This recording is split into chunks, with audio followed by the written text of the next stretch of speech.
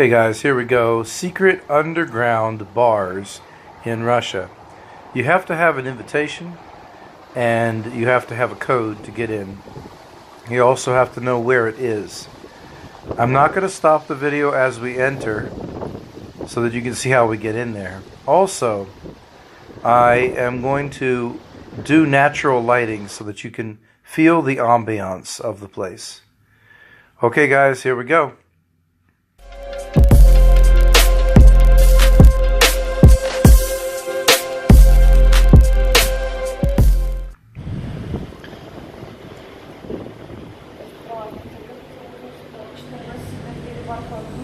We're looking for a code.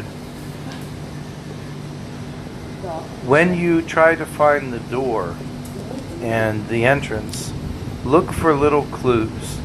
There's always going to be something, like a little small arrow, or maybe a question mark, or even, well, in this case, a candle. So let me know when you see it.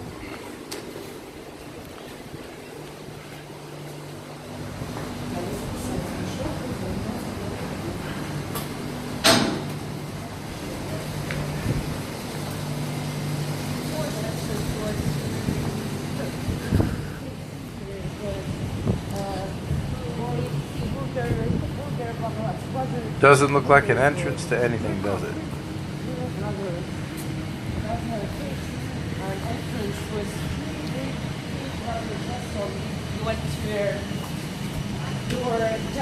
Do you see the mark?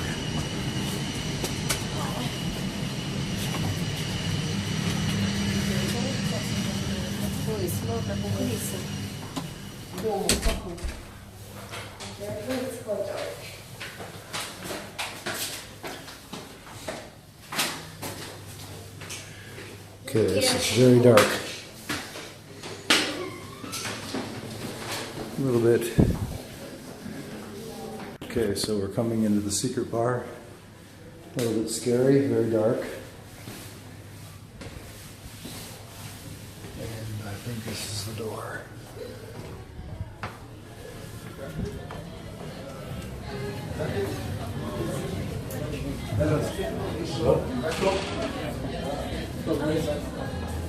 Here, put off your... Okay. This is what I was trying to tell you. Dasha did not wear a dress, so she has to wear a vampire's cloak. Yeah. Okay. This bar has an idea, like during period of prohibition, they had secret bars in cabinets or like all over the bar because they would make tea, like special tea for special guests, but of course with alcohol. So this is a punch with wine. No, it's not tea. It is tea, but good tea. They serve it in classic imperial St. Petersburg porcelain. Okay, so guys, what this actually is a speakeasy. This is a speakeasy from 1920s, yes, Prohibition. A speakeasy, I'm going to tell you now, is when you come up to the door, you have to give a special signal. Okay. And this is like, we're stepped back into the 1920s. Yeah, that's what this bar is exactly like, yes. So it's a speakeasy. It's the same, but Russian style. Russian style. Yeah, Russian style speakeasy. Fire, but today I think we're doing. So, these are the menu for the speakeasy. And as you turn them over,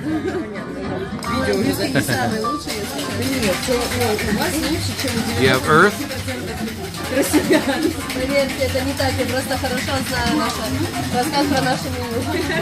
water,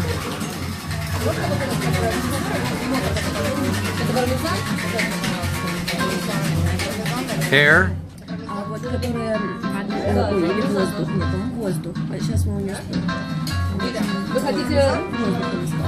and fire.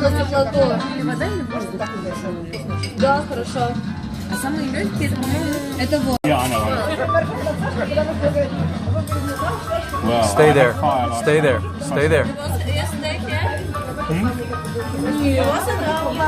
Yes, yes. Okay, look at me.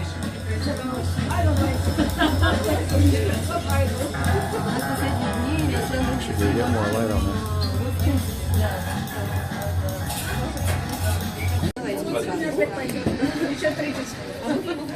So what are you drinking tonight? Which fire, earth?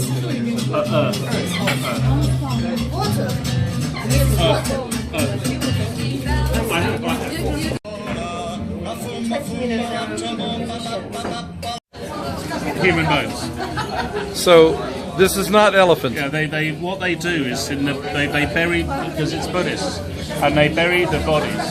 Well, they cremate them, and then they bury them, and it gives them exactly this kind of patina on the bone. The ones which have not burnt properly because they're open fires, and then they're buried, and that's why they've got a little bit brown colour.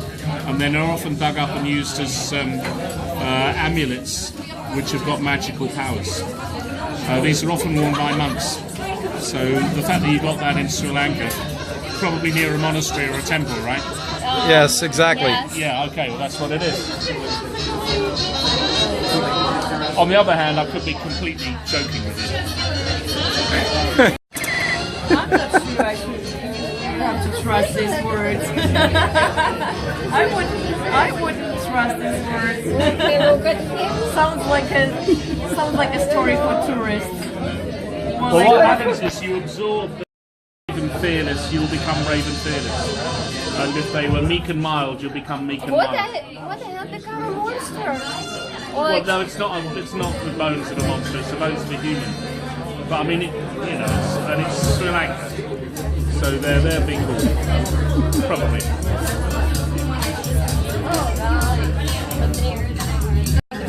Yes. okay.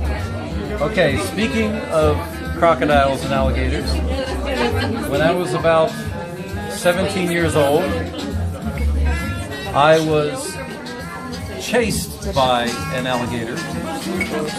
I was in my school, and I got off the bus and walked a girl home. And as I walked across to my street, it was cutting across this wooded land with a dirt path that goes between two ponds.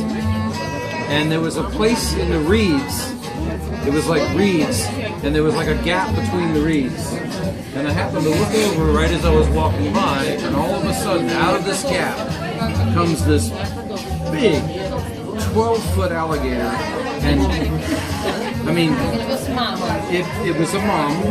It was protecting its babies. It must have been breeding season. And they tell you that you can't outrun an alligator. And they told you to run in zigzag like a football player. But when you're scared shitless, you like that, you just run as quick as you can. And it was, the heat of its breath was on my legs. I could feel, because it was right snapping at my heels. But I just barely got away. It would have wanted me, it would have had me. It just wanted to scare you. She But it did. did not want to live there. 51. And I'm going to tell you a Scottish story Let me see. about the old empty barn. Okay, wait a minute. Australians and Sri Lanka, Ceylon as it was called then, was being invaded by the Japanese during World War II, and there was a lot of very, very heavy fighting in the jungles, a lot of people being killed, and the Australians are part of the Allied troops that were protecting it. The Japanese were also bombing Colombo and other cities in Sri Lanka. The casualties, the American 7th Ground Infantry were there, and they brought over new troops coming in from, I think, Indonesia. But there'd been a lot of Australian casualties, people dying on the beaches. And this young guy, Australian, is just signed up for the war. You know, has been called up, and it's his first posting. And the officer says, "All right, laddie. So you're a young man, but this is war, and this is Ceylon, and you have to understand, did you come here to die?" And the guy says, "No, I came here yesterday." So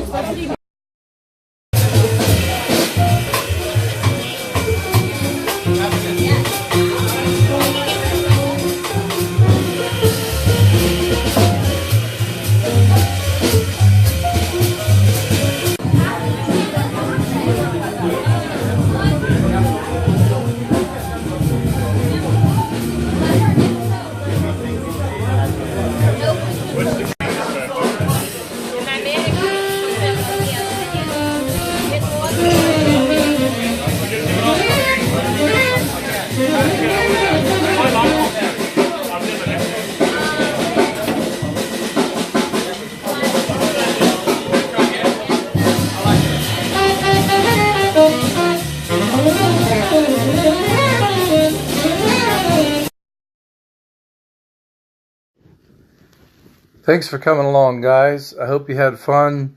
Please subscribe, like, and also give me a comment. Let me know what you're thinking. Have a good day.